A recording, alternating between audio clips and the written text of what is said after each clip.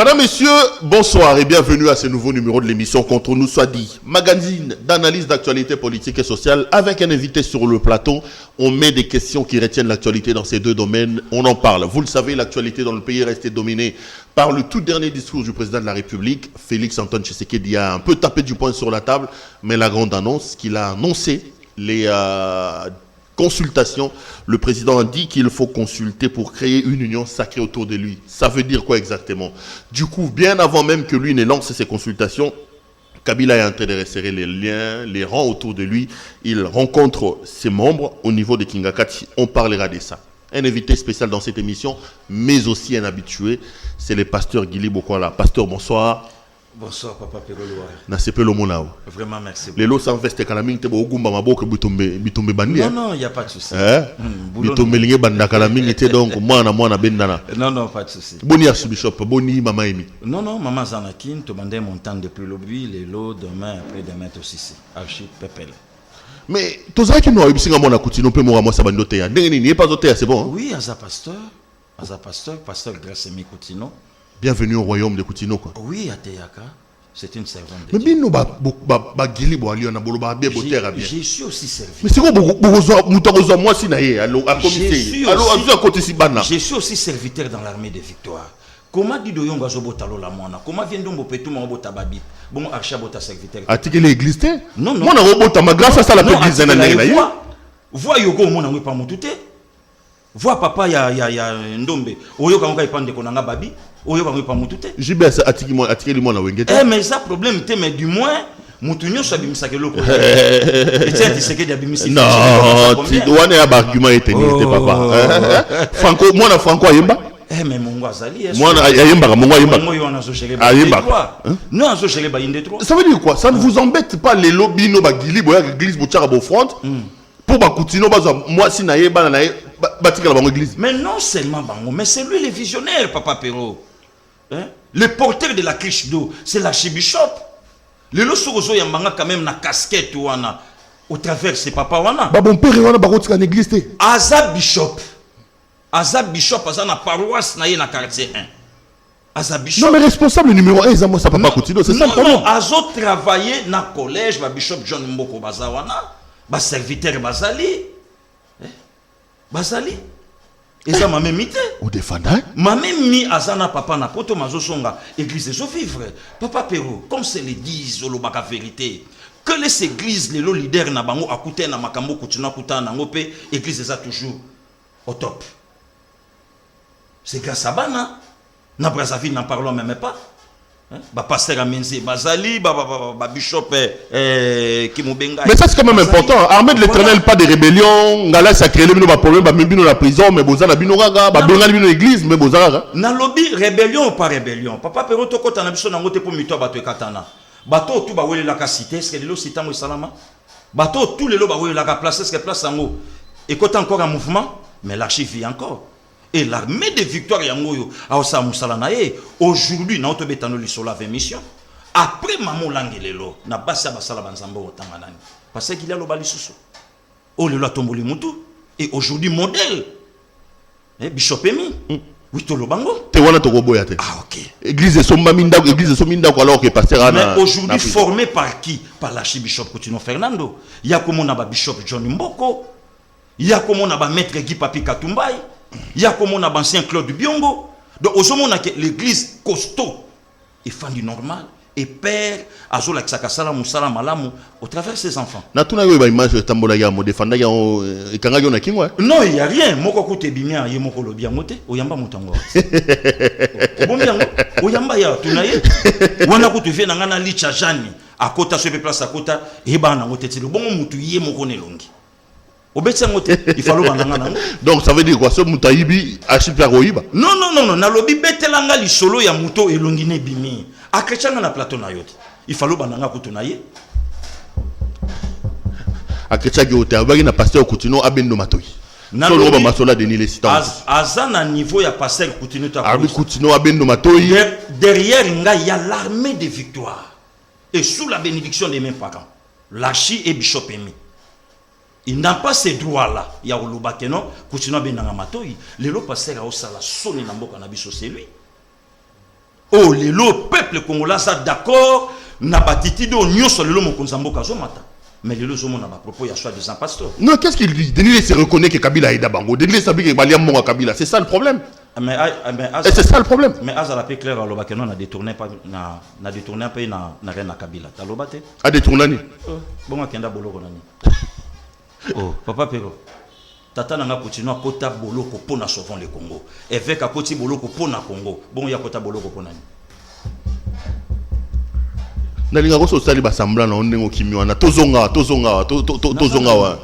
le problème est ça que mutalobi ke biso tolia ba monga Kabila alobi ke te reconnaître Kabila mabezaki aluki ali yango na Félix Olanda ba image na ye bato ba pembe na Félix ba solo la te mais après sa peuple congolais église na yezo vivre ndenge lelo hein église na ye pasteur Olanda e kombone nani après ça te Naba coin, naba commune, église naye, ils implanté comment? Mais quand Denis Lessi dit que Dieu lui a montré que Kabila Rozonga, que Dieu. On est encore naba préliminaire, c'est plus parce que de temps en temps, si on a un don dans le ça peut côté qui pasteur pour battre ba pena Ramosa Nzambe et avant de rentrer en politique. Tu ne crois pas ça? Ils ont profité, ils ont le kuta. Na lobi na yo zalaka na monde wana na biso, mais yo zalaka na musala. Papa Peronga zaka na bango.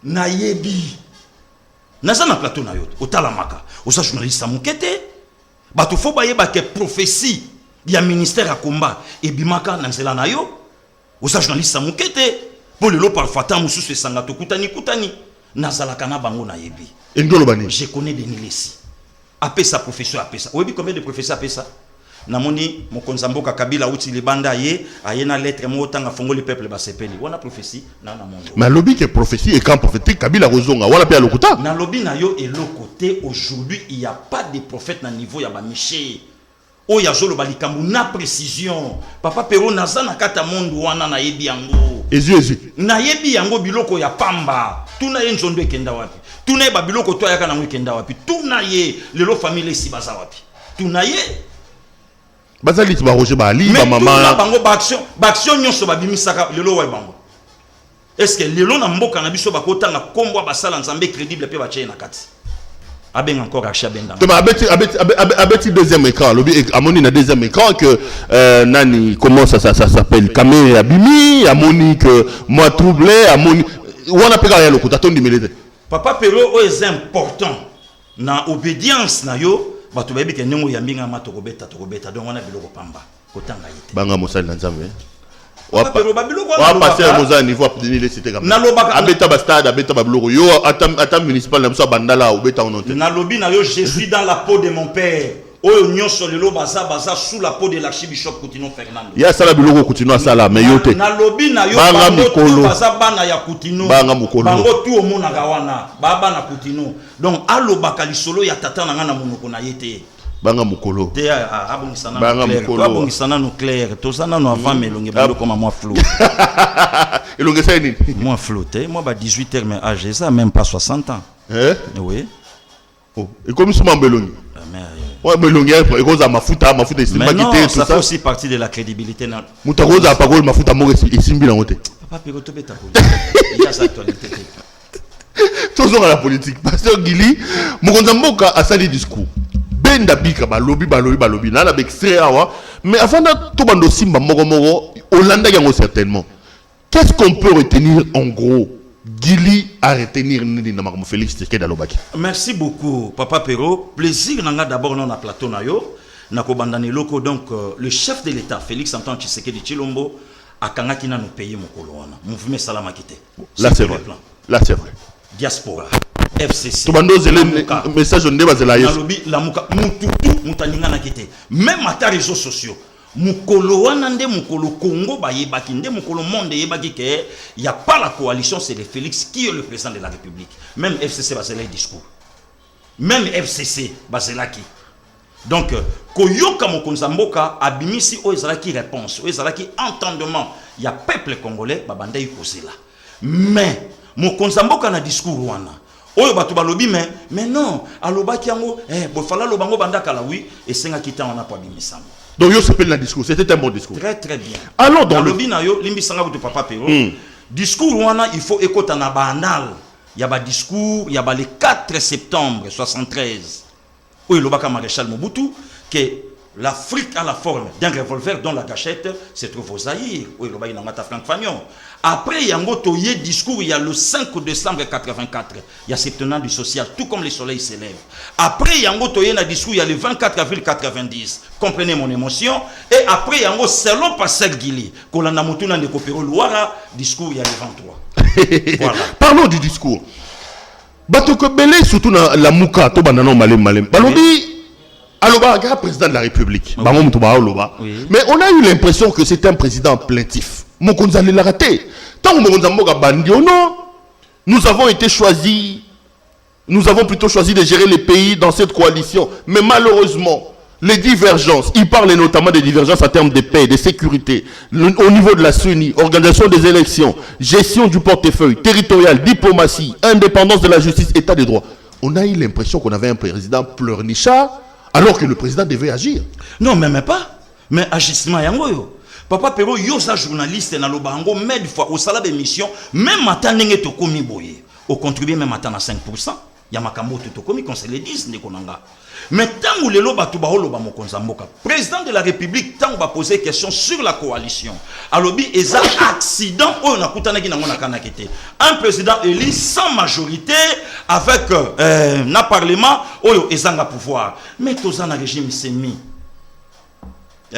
Donc, on se comprendre que non, c'est comme ça. Maintenant, le chef de l'État a eu compromis tout travailler dans la coalition de Copéro.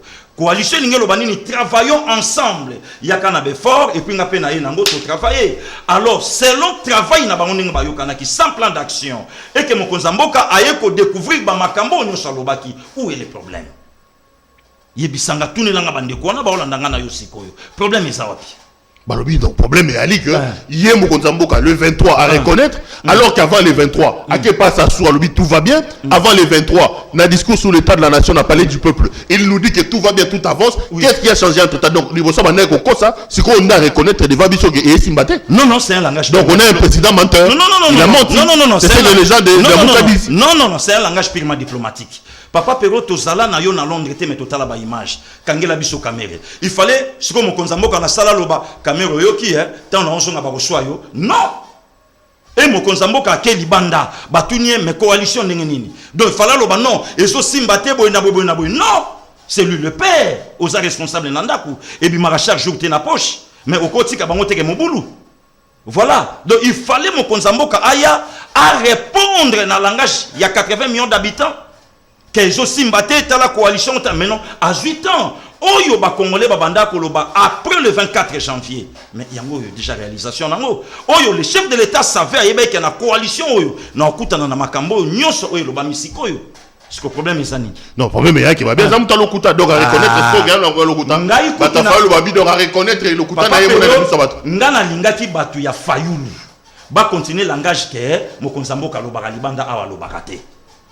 Nazalaki na joana que yesoka bimi a lobby mais cette fois-ci a frappé fort à côté ici FCC réunion en réunion il y a jour mabé il y a soir mabé il y a nuit mabé babé indeli bango mabé panique koti kuna na lobby na yo li dusu ya nyoka ezui mulinga tokolobelango. Voilà. Pasteur Guili, restons dans les discours du président. Le président dit: je ne laisserai aucun engagement politique, de quelque nature que ce soit, primer sur mes prérogatives constitutionnelles et sur l'intérêt supérieur de la nation.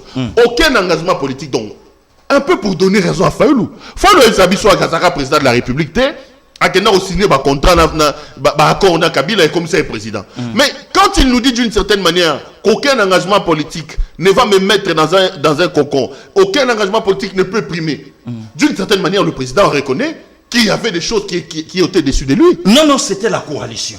La coalition, le président de la République est au-dessus de la mêlée. Il y a ça coalition. Et puis pour preuve, et ça n'est même dans le président Jean-Marc Kabound. Le loto Moufayulu abanda koloba yango ke aza élité. Mais ce qui est encore bizarre de Konanga Pero Louara, Martin Atikala jamais ko brandir ba preuve na table que non a gagné l'élection. Le loto Mokonzamboka a reconnaître yango, il savait ça déjà que non crise cause le plus crise ça. Mais dans le langage de Mokonzamboka, na tika coalition ekende. Pourquoi? Na yebi quelque chose que c'est pas na yo. L'engagement que l'Obama que non Mokonza Mboka a respecté ba corte, a respecté ba corte, a respecté ba corte. Mokonza Mboka. Oui. A respecté ba corte. Ah, on le bien. A Kenya Genève le lendemain à Nier. A Kenya Nairobi, a Kenya Nier. Ce qu'on y a besoin de consultation ni le lobby que on a salita qu'on demande aussi. Merci beaucoup. Papa Pero, na yoki langage jouana et pas bato FCC. Na yoka kango pe na yoki yango et pas bato Lamuka. Quel est ce leader à Lamuka à respecter accord à Genève? Genève et Loba moutouté à cause d'une élection il y a 30 décembre 2018 avec machine à voter. Bon, le lot où Martin a réclamé qu'à 62% dans quelle machine?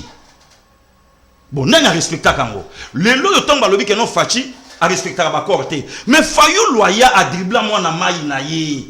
Pianga vanga pena pesa yo. A respecté l'accord puisqu'il y a dit que non, Mouto yo a choisi parmi biso. C'est yé. Ba meminga yi nakor ya Nairobi mais yo tuna bandeko ya Lamuka tuna bandeko ya FCC tangu to komana Nairobi mais ti lelo ba brandir biso accord Nairobi loba nini or Nairobi selon bango et loba kaka Fachi chef de l'État et Vital Kamerhe à Kosala Premier ministre. Oui, en 2023 ça sera Kamerhe qui sera candidat. Merci beaucoup, Papa Pero Louara. Si ko yo tuna Vital Kamerhe na Fachi nani a respecta accordé. Mais pourquoi tant bakendaka ko yokana na Nairobi pour na nité basala non au cas où tu raté majorité.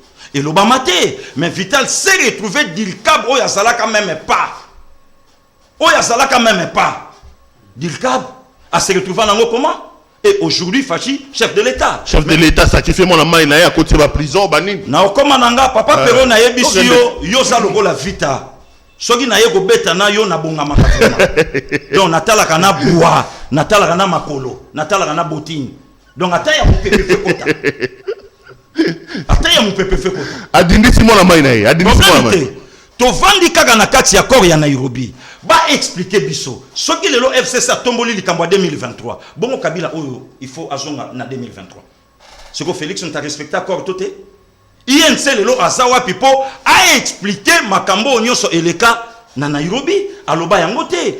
Toye kozonga awa accord ya FCC cash. Accord yango elobi nini? Exonération yo kanga misu.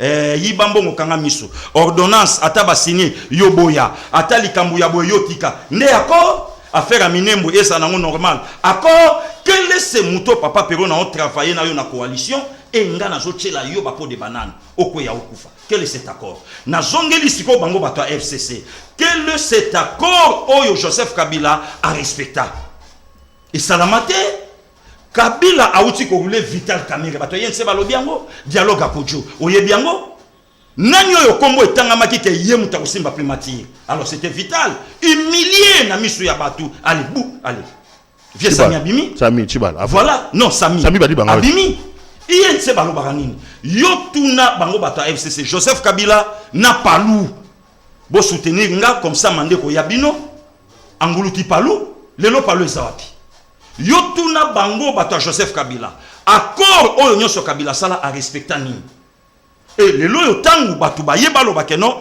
Fachi a respectera bakor te yo simba vie Martin Fayoulou quel est cet accord oyo mafa a respecta pourquoi bato bazolinga bazwa Martin Fayoulou un leader fabriqué par les amis leaders Papa Pero na bina yaki na lobi na yo na yaki Fayoulou abenda 62% na na lobi na yo ya butu un leader fabriqué si aujourd'hui Fayoulou leader merci à Félix voilà sa chef de l'État merci à mon vieux honorable Franck Diongo merci à Moïse Katumbi na Mopatas merci na Poua ya Jean-Pierre Bemba donc yemoko Fayoulou même nga na lekiye na leadership puisque nga lelo nazo yebisa yo nazo créer leadership nanga sous la pauvreté seul candidat député en 2023 na yebité mais oyo c'est important zakaka na obundela mboka alors yo lelo yo tunelanga Fayoulou ako Fayoulou enroula MLC oyebi yango Papa Pero atokoloba te Fayoulou enroula vianda bombole oyo batu nyonso bayebi ke MLC muta osimba gouvernorat ya Vilakine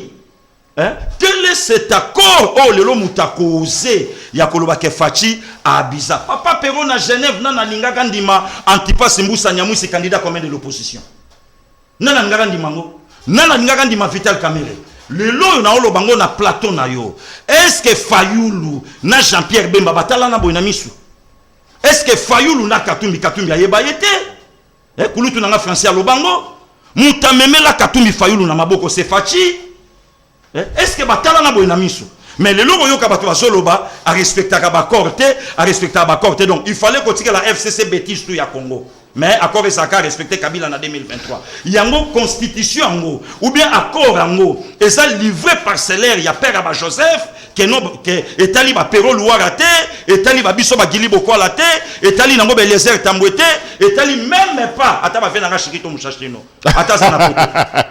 Donc et tali était. Chikito Mouchachino bonjour. Ata ba fait nanga Docteur Yelema, et tali était donc accord Esaka ba Zoé Jeannette. Non. Donc, bateau balo babilo pour papa Pero ba betango na ba petit poisson.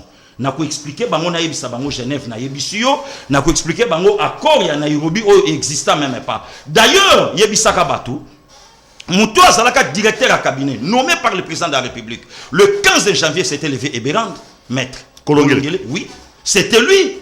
Et Vital Nabariz naye ayo yebisa chef de l'État.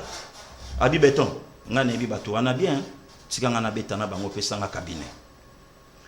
Ndeko Pero Louara tosana. Non, yeba roulera kaka. Na lobby na. Fayulu a roulé, caméra roulé. Ayebi. Na lobby na yo na lobby lelo caméra bino ba journaliste ndé bato boko mo sengela yeke entre la vie et la mort. Bana entre la vie et la mort, on a nous mort le comité VIP comité. Mais aucun médecin sera le bango. Médecin mon côté. Donc il fallait les alande mon asko. Soki caméra masané a roulé. Mais batutu ba yebi que nos caméra coach. Alors comment coach élève a roulé? Comment coach élève a roulé? Donc, vous comprendre que Oyeloba Makalibanda Nikonanga Louara et Zanango Yango. Olobi Magambo Yaba Kabila a trahi ça, mais bateau FCC Balobi, Félix Abilela les latro. Kabila Tozala Nea 1+4 a géré ba militaire.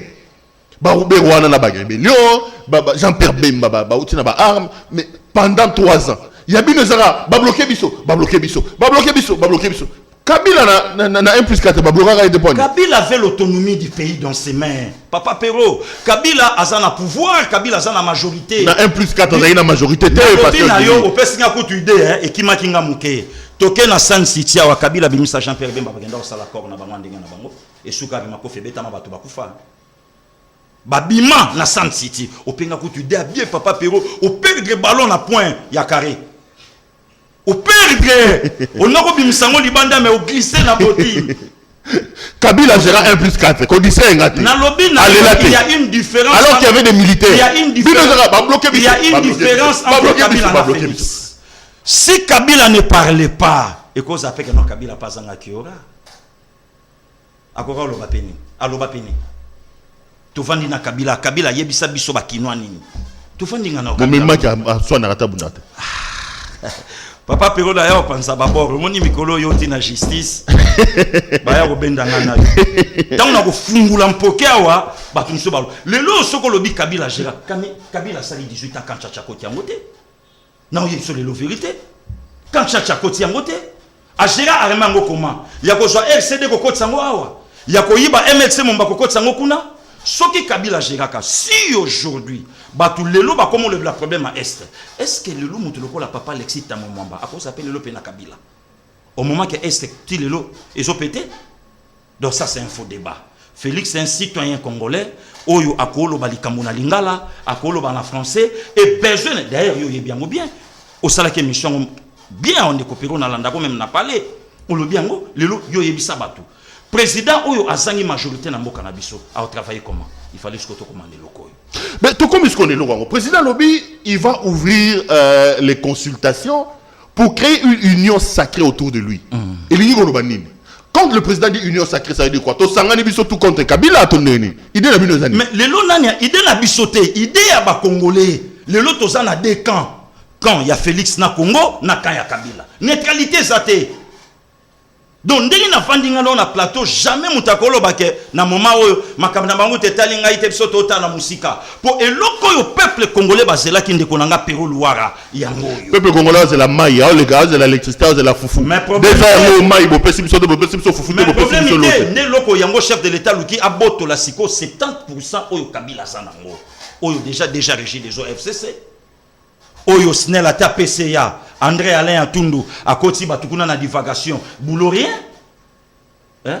Oh lelo okotuna même ata mama Janine Mabunda lelo na parlement azobenda ba député atiki bango na Samoyi aliya continue na parler na bato ba opposé. À quoi bon lelo mutakoleka na plateau afinga ndekono passer gili parlementaire debout tandis que ba élu du peuple bango na kuna epa mama Janine Barange. Ah ouais, parlementaire debout. Ça faut abi boza musala te boba mpiake bwana lelo. Lobina yo nazana. Na bwange loka mo mungu azo tozonga mamtolo ba. Tango beta lisola muto ana te ko yo yebisa ye mutape sa musala président de la République. Donc yo yebisa ye, il faut azwa tant ya kotanga constitution pour comprendre que c'est le gouvernement nde muto ezwa ka peuple en charge même atana pour mamisa. Bo ça makele boza musala te 2 ans ngo ça faut loba loba. Na lobina yo est-ce que Fatim t'a opesa misala? Est-ce que Fatim t'a opesa batu misala? Ngana linga qui ça faut interpeller premier ministre Pépé que comment yosa chef à gouvernement le travail ezate eza boulot na ye donc yango le lozo mona même ata dona tina ko député na mboka na biso alors Dieu merci ko to postila kana yote voilà tozo mam to bandolo ba tolo mama 1+4 donc lobi Kabila ye moro atika la pe o gérer les malongate na lobi na yo suka na dribbler onazo yebisa yote suka na dribbler ye moko Kabila akosina no batukuna na San City dialogue abengi motune Jean-Pierre Bemba ba coopérer libanda et simbate na suka nango massa sebeta mais lelo yo Félix aza na pouvoir mais aza na majorité te oyo zo senga keno abimisa poumon na ye pour na peuple congolais bosiko ko sala nini il faut que to sala bloc contre l'FCC le front contre le Congo bloc wala banani bakatumbi baba Fayulu batuyo sotonde Olandi déjà ba propos Katumbi Olandi déjà ba propos na c'est un citoyen congolais tant on lui que c'est bon mais Fayulu a bien orienté. Mais na lobby na yo hypothèse en tant que qui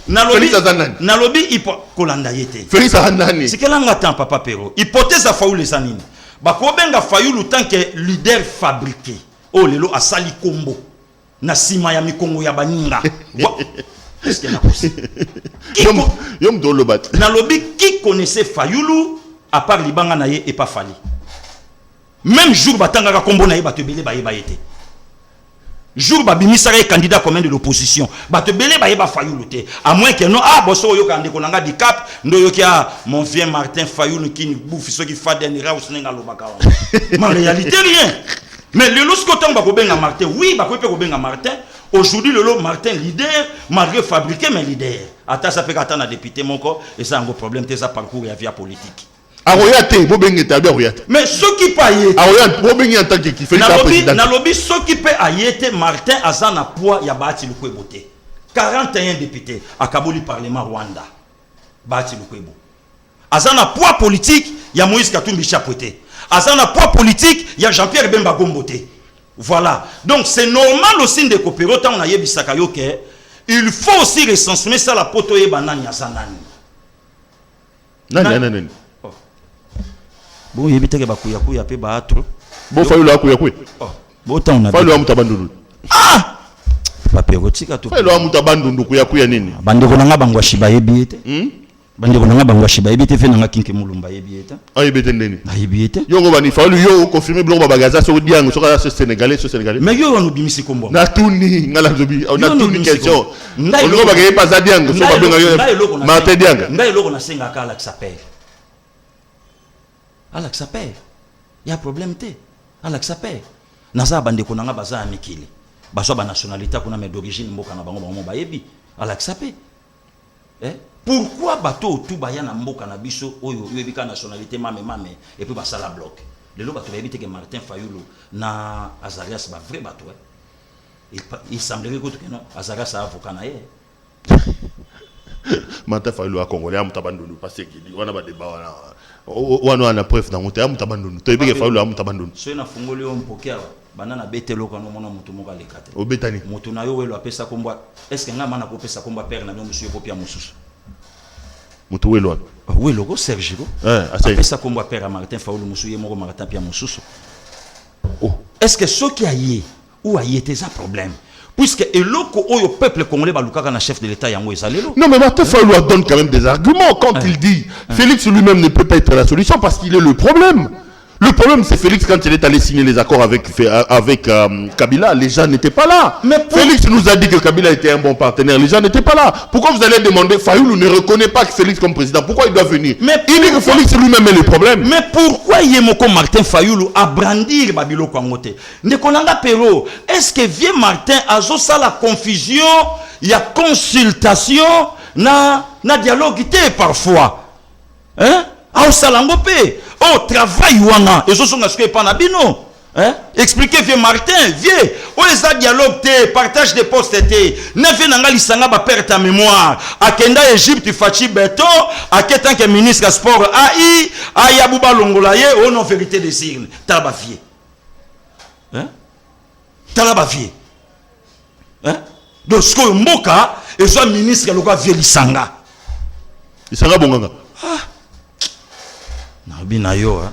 Il faut bavien pinga kasenda, faut ba c'est quoi bavien jira kamanda ba c'est quoi bavien nzondomi ado pelingo ba c'est quoi bavien kalume mwana kaambwe ba c'est quoi do baya kotala ba homme politique au Congo akomi na bango lelo lisanga bonganga et quoi que Omer abimina momina ye babini na bango libanda yo ko mona vien pinga kasenda ko telema kaka pamba telemi bodong yo moko zoka somo. Le lot à la classe politique. Est-ce que le lot Martin, même à Soga Boyna et Loboko, mais sorti à crise, oh, il y a Sengaka, pour l'annonce à la dernière sénateur, n'est-ce pas le président de la République? Bon, sorti des crises à Sengaka, il nous a la partage des postes. Il a travaillé Moko? Est-ce que Pognon, il n'y a pas foutu à mater? Ah, mais non, Papa Perro. Pourquoi les lobes ont dégagé mon thème Mamabé? J'ai vite compris. Même Mata Bande Konabiso, ba diaspora, ba tchaka, ba makele les kuna, ba résistant, et belé ba Jean Kabila. Et belé, oui. Ba boké tu premier, ba na lobby et belé ba Jean ya Kabila. N'a pas de vérité. Le lot est au côté même à les réseaux sociaux. Au monument congolais, abeti ma babiloko, bou, abimisi Félix Unana épée, abimisi Kabila na mundo qui a tiré.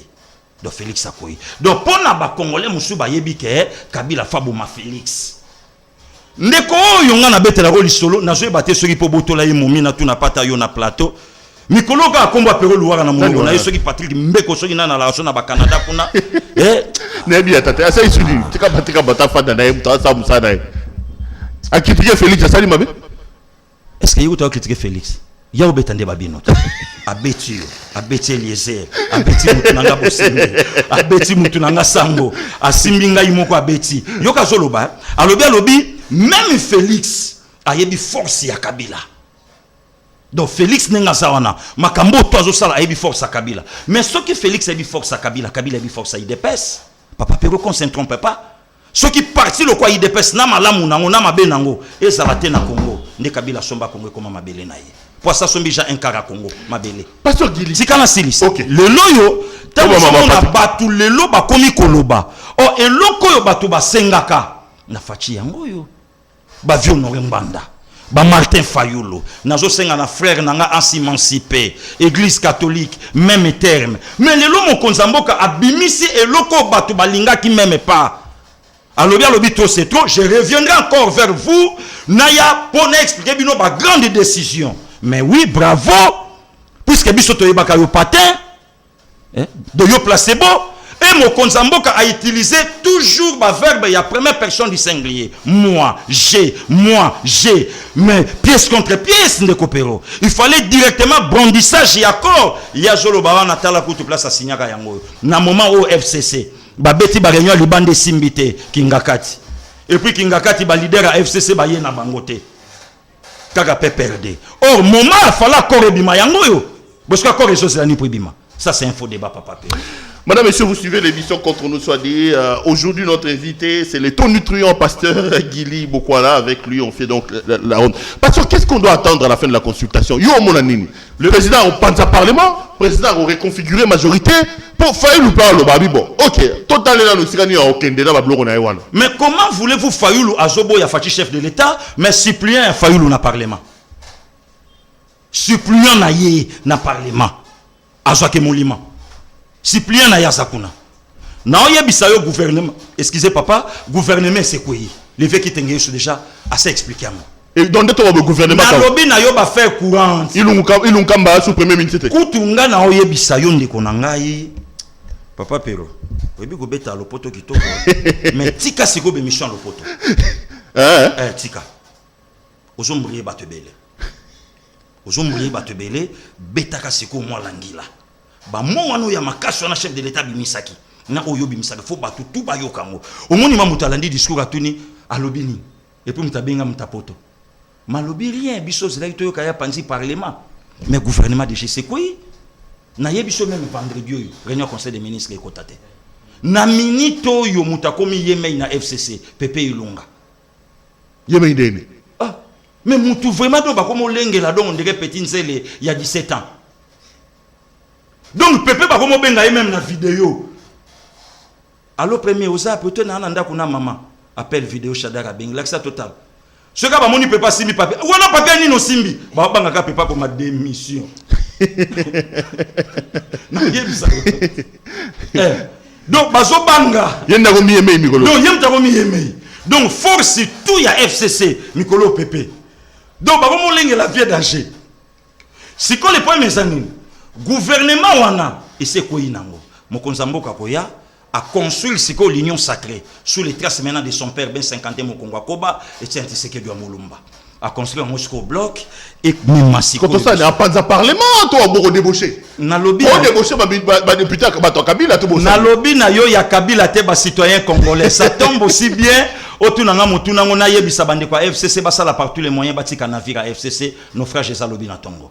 Batikango pourquoi bango bato FCC ba servir na PPRD azala makasi bango bato azu beki ba pesi Kabila primature a pesi PPRD Sénat pesi PPRD assemblée pesi PPRD sikoyo vie plus mabilu intérêt na yesanini o ya lelisa bato na ba pesi gouverneur ça ministre elorote yango siko bango ba vandi ba comprendre babi donc yango yo siko temps et comme bisoto servir la nation congolaise papa Pero na yebisa bandi kwa FCC ba olandanga. Quel est ce député à FCC ou bien membre moko ya FCC azana force o ya Zoé Kabila. Zoé Kabila. Quel est ce maman moko à FCC azana force ya Dada Jeannette. Quel est ce mutu moko asawa. Afuna raté Jeannette. Afuna mbonga digital te. Na lobi na yo kofuta yango. Jeannette Kabila. Osala kuna. Na ça otika mon pata. Si.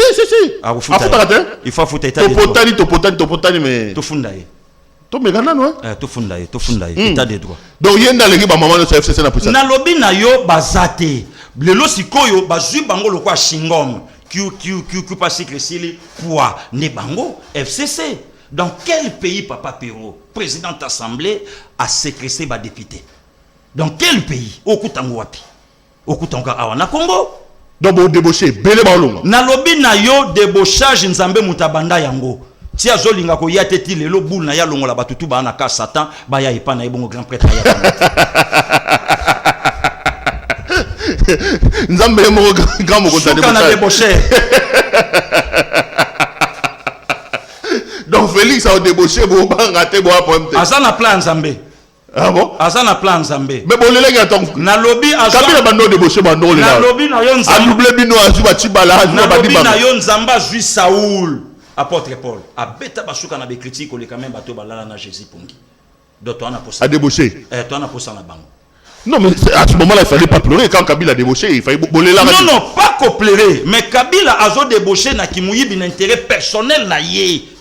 Pas l'intérêt en nation. Mais aujourd'hui Fachi Azan a besoin de toute ton nation, nous les Congolais. Où est le problème? Hein papa Pero? Kabila Zubatu a bloqué Bango. Kabila chef de l'État pendant 18 ans, même pas 350 députés. Kabila Bango Balobi a raté. Kabila Lela a mis sur Batou. Alobi n'a même 15 bons collaborateurs. Ceux qui n'ont pas Bango c'est bon. Balobi a Kabila Lela te Kabila Leli n'a souka mandana ye. Alobi n'a arrivé jamais qu'au changer homme congolais. Alela toi Lela te. Mais aujourd'hui, Kabila autorité morale avec 350 députés. Quel est cet accord au Kabila Sala Azala autorité morale? Accord nous sur Kabila Sala chef de l'État. Mais aujourd'hui, accord, Nakash, Naïdepes, aujourd'hui, Kabila, autorité morale. Autorité morale. Est-ce que Batou va bien monter? Et puis, l'autre, je suis à Malam, la transition sans Kabila. Transition sans Kabila? Professeur Papetien, c'est-à-dire? Nous étions moi dans ma télé en Wakokite. Bon, ça, l'élection, laissez les Kabili partis. Ils seront bloqués quelque part et puis ils vont démissionner en bloc. Ça veut dire quoi? Bon, ça, élection en 2023. Élection. Tout ça, transition sans Kabila. Article 70, le président de la République reste en fonction. Jusqu'à l'instant. Papa Pero. Non, bien, non, constitution, ça qui est toko. Tout respecter Yango. Bape qui sa maman dit. À côté de ma cambo yote. Oh non, nazo senga ba konzi ba respecter constitution. Oliva sem no bo respecter. Na lobi na yo ate ya mutu balala na ye pongi. Soki a respecter la constitution de l'équinanga aussi a kufate. Soki mubali na respecter la constitution de Thérèse Kapanga la kufate. Ce n'est plus le temps, il y a peur, Papa Perro. S'il faut périr pour le Congo, nous sommes prêts. Congo Langé Gotikala. Borlobe la paix, Souka na souka tobo yo pour l'anda un jour. Voilà. Article 70. Article 70, le président de la République reste en fonction. Jusqu'à l'installation. Constitution. Jusqu'à l'installation du nouveau président élu. Et Kangi Bango. Et ça peut rester la Constitution. Et ça peut rester la Constitution. Attends de faire l'élection de Félix président. Et ça peut rester la Constitution. Le président de la République reste en fonction. Et ça peut rester. Aussi, c'est comme le balai. Nalobi na ye la kayo. Donc, nga soko bengi nga ye la loi mutanyungo. Donc, le roi maman d'abord l'équipe Moussou. Oh là, c'est pas. Mais ce qu'on va consultation est banda 14 et l'ango débauchage Félix a débauché, le roi Nzamba débauchara. Nalobi na yo hier sorti la côté ya car na parabole. Mokozalobe na bna banda lendi. Ana sefa. Et c'est beta makala. À sa consultant. Nalobi na ba tu bazo lela. L'état bazo tout na pamba. À sa consultant. Nalobi na yo changement déjà il y a soi-disant majorité. Il y a soi-disant majorité. Changement de fréquence.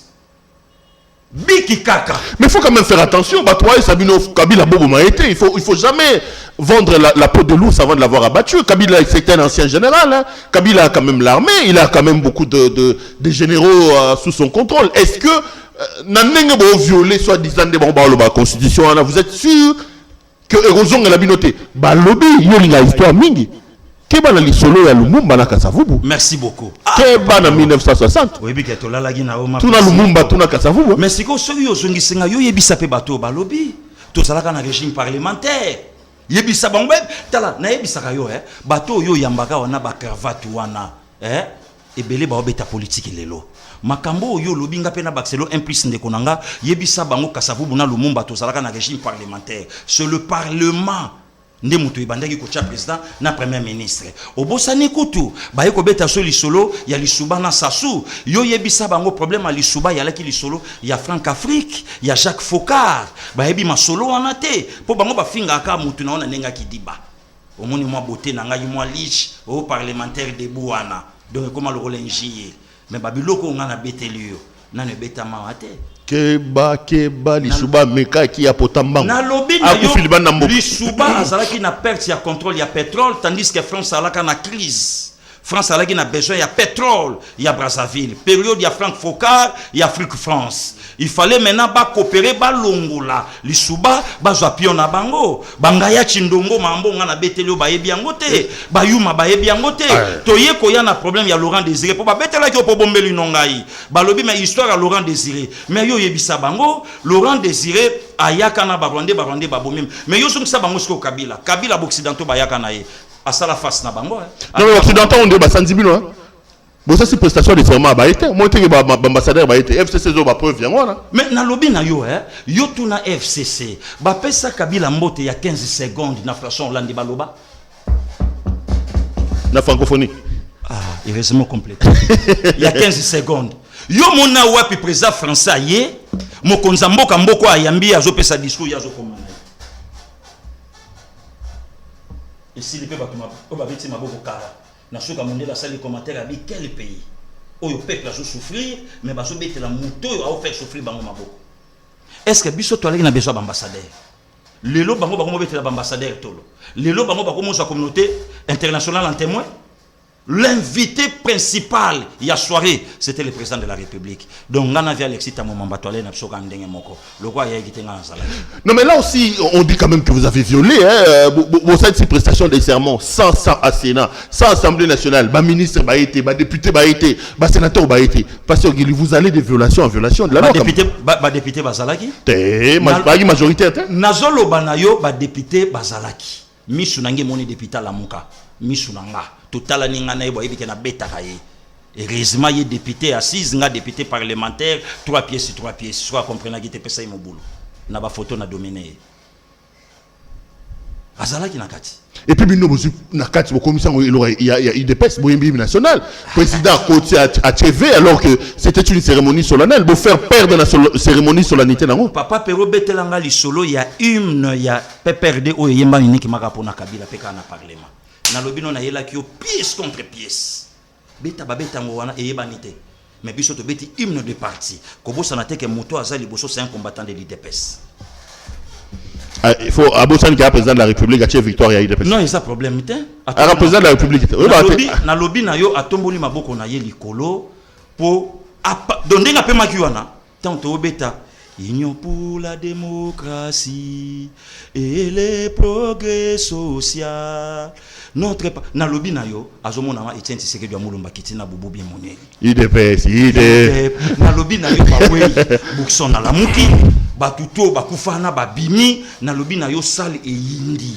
Alors ce qui est encore bizarre balobi comment ça la ba député bino bokotisi yango batu pamba papa Pero bo sala recensement boye bisa batu ke parler du peuple construit depuis le 5 février 78 et ça la sala parlementaire les asala ba député et ba sala spectacle pour archibishop Coutinho Fernando asala mariage kuna yebisa ba kuya Jimmy Cliff abeta ndole kuna yebisa ba kuya Kasava bolandole kuna yebisa ba kuya vie beaucoup la joie azo utamikili na ba venanga stino na ba vieredi ndula tonton sko les obeta makuna yebisa bango vienanga Salvatore de la patria a immortaliser parler du peuple donc ngana linga ki Kabila atonga sala parlement. Or Kabila n'a parlé du peuple oyo bato FCC ba lobby ke ya bango Kabila kota kuna 18 atkala otanga comme maréchal Mobutu. Ah bon? Mais autre chose quand même par rapport à cette cérémonie-là, le fait que Boyimbi Nzembo contre Kabila, vous l'avez insulté, c'était quand même pas normal. Hein? Là, on a quand même pasteur. Bon, Kabila, ancien président, Boyimbi Bololé, Bofingue Bololé. Batoyo, Bayemba ki ngape na kondana qu'insulte. Na kondana ango, na koli ngate mutafinga ngai. Ngana loba na mutu vérité. Donc na kolo bangote, ceux qui bandeko yo, bamona ki ke Bayemba ki ango ngape na condamné ango. Na condamné ango puisque aza le sénateur à vie. Voilà, il faut quand même tout mémiailler. Mais il faut avoir armes non conventionnelles. C'est-à-dire Atika Congo. Atika Congo. Bon, Atika Congolais, afin d'en Congo, bloqué on a dit. Na lobby na yo, papa Pero, Atika police. 2 ans, yango boko ça l'autre. T'es sûr que lobby au Kabila m'a bloqué biso. Boko ne Kabila m'a bloqué biso. Na lobby na yo, Kabila il faut. Olive a 10 minutes. Bon ça l'année mustara pour na Congo. Bon respecter Mibeko. Papa Pero, omoni biso to aba bantu hein. Ngana za kuya teo lelo ba komo finga même ataba maman Marthe. Na ba média en ligne omoni moi ça zo finga maman Marthe. Ngana boto se bapesi ngana ko finga mama te na ko pe ko loba mabete puisque na botam na ba grande sœur ba mama ba Hollanda biso mais ngana yebisa kaka maman Olive ba biloko ya ko beta na ya ko kendaka na bamboka ko tutaka ba pondo peuple congolais ba si ba comprendre que non la même chose fatigue eza na ngo shoto na vero bana kini ba betaka et ya ngo biloko pa mado mera tika ba biloko la yango temte pia ba voir si neza moto ya moto apembeni ya bato a tout apondu afandi na cab na mais batu bazolela wana bato yo mobali na ye acha bango na situation pendant 18 ans. Bato mobali na cha na situation pendant 18 ans. Moi no ya che na mokongo moboti na kufana ni. Na guerre ya banani. Moi no ya che na mokongo. Pondo ya zotuta na quel pays na 21e siècle bomo na vie ya bongo. Ah papa Pero boni boyeko. Boni boye na le grand Congo mutoyo assisé biso les gars les pays exonération et pays babato et pays et azwa kopia biso ba miette et pour beti maboko hôpital la Bibo na yamba ki yo awa mama yemo yango wana pourquoi pas mbongo hôpital la Bibo bakotsa na mama yemo à quoi bon lelo ndeko nanga karma pas azwa problème tant que citoyen congolais alobi likamunenge likambo sali. Non mais Bibo c'est la preuve qu'elle aime son pays autant l'hôpital on a quitté avantage à peuple congolais na Bibo ezani yebisanga li solo nini ya Bibo soyo ki mama moka boti na maternité kuna 3000 francs boni boyiko papa Pero tout ce ka babiloko wana ngana linga ki ba innover ça sana hôpital sana mobulo na to ku fait la grand frère nga kuna ya 200 passé romela maïté ata ya bouteille au kokate morgue na on en parlons même pas to ya na mama ye mwawa nyau azokimisa moto et puis nyau noir mutuma lobi cho nya watali yo mbadina zongo nya utala nya santé na mama yemo pourquoi pas mbongo wane bima eya awa abo ça va ba innover ngana botama na mama yemo mère nanga botanga kuna donc nazana respect hôpital on a pona nzelo hôpital ande lelo oyaminga pe na plateau na yo mais lelo tango batu bazo sala batu blague ok na est ok goloba mon konsambo ka respecter constitution mais non la charité bien ordonnée pourquoi pour yebisa mo papa Kabila ne rosal ngaka kufate ata yo moko jeunesse montante atika bana emike et si lelo tango mère ok netala kuna moi ça aussi na lemba pona ndo betele tourté moi ça papa yani à 0 mètre na biso a betele tourté pourquoi qui se sent touché connaît l'affaire do batika biso politique wana Tout le monde comme ça, sur pasteur Gili, Congolais, il faut retenir une bateau na poto, basé dans Chiki Tomushashino. Yashiki, Nicolo Basa Bangutu, Yashiki, Bavé Paul Mukoko, Ozu Bavé Nanga Jieri Koli, on a un associage à Papa Chéri. Bah, on débat au Salabinot. Bon, on a un chômeur, mais moi, Western, moi, Lich, moi, Nin. Qui travaille à l'hôtel, mange à l'hôtel. Nakowanga na te Papa Pero. Mais Kobo ça n'a pas été yambi mutuna yo un technicien de formation. Maboko nanga ici mbaka misala maboko. Natangela ngona chiki. Puisque batu fo ba yeba lelo zo mona ba otu na ministre fonction zo ba ministre honoraire. Nga na mushe tumen. Na regretter ko tutango beta yi marshal langia falo benganga. Na fabriquera na appliquer AP peinture. Na ebo betango kitoko. Epoxy à piscine nga na ebo salango, vernis na ebo salango. Na réflexion résidence à maman Sousu Ambombo. À l'époque, le lot m'aimait pas. Donc, na ebi boulot nanga, na torote na ayumate, soko tout ni même diaspora malgré famille zalikuna, mokata molembe ka ko kipengai, kotoyo ata ya nanga donc abe ya na maj ba ko kipe, mais ngai moko na nano échanger à limiter. Donc ba vie nanga ti ba vanda kana ba Jean-Michel Lokio, ba yebi ke wana petit na biso oyo ay ko longola biso ba stress. Ba to ba salaka biso l'escroquerie nationale politique. Ba combattre Kabila croyant que ba tu bubata la buba mona tu mopanzi tant passer Gileaye abandi sko ko zongisa moi elengi ya Congo na mitema ya batu Papa Pero blagite ngana to bunda na kata mboka yomba lebele yo na justice mais mutu nso apemi na mikili na droit aussi mbotenga na osimbaye ngana osimbaye Patrick on a landé donc comment on Patrick nani soki mbeko aza kotaba Canada kuna bilobaloba pamba donc le lot comprendre que bango nyonso baza ba kabiliste pour eloko yo peuple congolais basenga na Félix yango donc merci na yo ndeko Pero ndengo yambakinga mbote nanga na baya José Ike aolandanga Matembele mama Justine masangu ya yananga Dr Yelema. Vraiment, en tout cas, merci Penayo. Merci Mingi. Merci Pesabiso Maman et Archbishop continue. Oui, la première dame de l'évangile, Bishop Emi na Ozana Mère Kalami. Pesabiso na pasteur Grâce continue. Grâce Emi continue. Dans la peau de son père. Même ça on invite à Mkolota et ça on a talent. Oui, Azonga qui sérieusement puisque mère aye, plutôt bandi montagne mais ceux qui aye, net si lelo na oyebi sa mère. Donc yo pe fo yamba mère. Otuna mère ba mituna oyo tuna moi ça maïele moi c'est makasi merci beaucoup ndeko nanga Pero toujours un grand plaisir merci beaucoup vraiment madame messieurs l'émission est terminée je rappelle qu'aujourd'hui on avait un parlementaire debout abia ayerola politique na balabala na lingatang lo babon oui oyerola politique na basa climatisé te bakeba te na balabala na samzete na ba 4 ans des humanités na 91 toko ya chiki na vie na ngamoka na Angola Serge Daniel Luko ki olandanga yim talingisanga IDPS. Donc papa Pero na la clair ya lobango misu nange mona Paul Bandoma na la clair ya oyebisa batu misu nange mona vie Paul Kapika vie ya vie nanga Denis Kambai misu nange mona ye siko mutanda osala biso rapport biso bana bleu blanc l'époque violent encore saint saba ko sala moto makambutaza donc via obimana mégaphone tala cheval l'époque a opia biso après na suka ye moko leader B50 bimi après il va renvoyer biso ba petit okende parler allez bon base etikali c'est par là que elengiwana et kotanga donc cicatrice ozo mona oyo le 16 février 90 servant à Saint-Pédis d'Ngelengili abe Kiré Nabiso abe Kamos Simon Kamokotolo donc tant que silisime ça habite au bima de place na zokela na yeba ate na yeba apete soki à la ranine donc le lot donc bandi mama okala na lobby bakuya bakeba na lobby le lot tanga batou baye bon azana komino baye biete abimika abimi pozo futela na GB akomo futela place moko akomo lukalo basoko tali ici na ye ngande kono na tifangoto Kaluja yebi na moto nanga Guilhem Lambo achuda n'en parlons même pas ba yebi ke wana base na biso yangelengeli. Merci beaucoup pasteur Guilhem. Merci. Madame messieurs, merci également à vous de nous avoir suivis. Merci à l'équipe technique qui a fait un travail remarquable. Je serai heureux de vous retrouver pour un prochain numéro. Bonsoir chez vous.